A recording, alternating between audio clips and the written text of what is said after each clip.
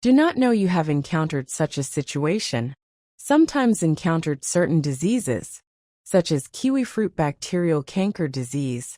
Some farmers will say, I have regularly sprayed carbendazim prevention, why or get sick?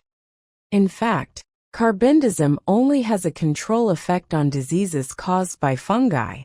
If it is bacterial infection, of course there is no effect, we give the plant treatment, but also need the right medicine.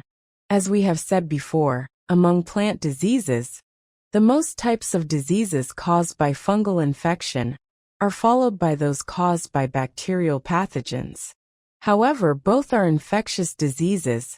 Many physical characteristics are very similar. How to distinguish effectively?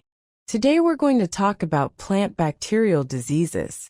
Bacteria are smaller and lower microorganisms than fungi. Plant pathogenic bacteria are generally single-celled, short rod-shaped, with cell walls, no fixed nucleus, and most have flagella.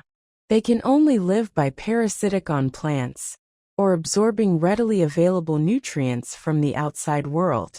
Pathogenic bacteria can invade plants from various wounds, and some bacteria can also invade plants from stomata, skin holes, etc., and then rapidly multiply, expand, cause disease and spread diseases in the field with the help of rain, irrigation, insects, etc.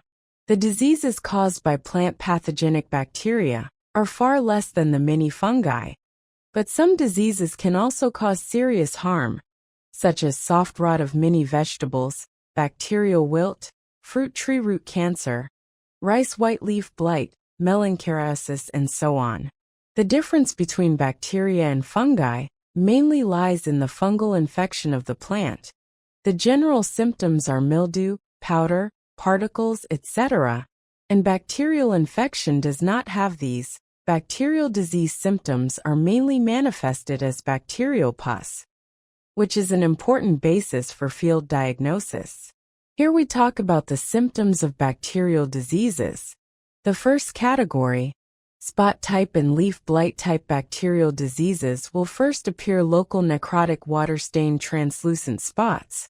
When wet from the leaf pores, water holes, skin holes and wounds will have a large number of bacterial pus overflow. Just like this, we can see that where the needle is pointing, there is a large amount of bacteria ejecting from the leaf, and this is the spraying phenomenon seen under the microscope, which is used to identify bacterial diseases. The diagnosis of rice white leaf blight and bacterial stripe disease can be judged on this basis. The second category, the diagnosis basis of bacterial diseases of bacterial blight type and leaf blight type, can be cut off with a knife. Observe whether the vascular bundle of the stem section changes, and squeeze with the hand. The milky white viscous liquid, bacterial pus, will flow out of the catheter. By observing the presence of bacterial pus, it can also be distinguished from the blight caused by fungi. Generally, this method can be used to distinguish bacterial wilt and fungal wilt on eggplant. The third category, the common characteristics of putrefactive bacterial diseases are soft rot, slimy, no residual fibers, and odor similar to hydrogen sulfide. Fungal decay, on the other hand, has fibrous remains and no odor. This method is often used to identify soft rot and sclerotium rot of Chinese cabbage. The fourth type is deformity, caused by the infection of wild Bacillus cancerosa, which can cause the formation of tumor-like deformities in the roots or branches of plants.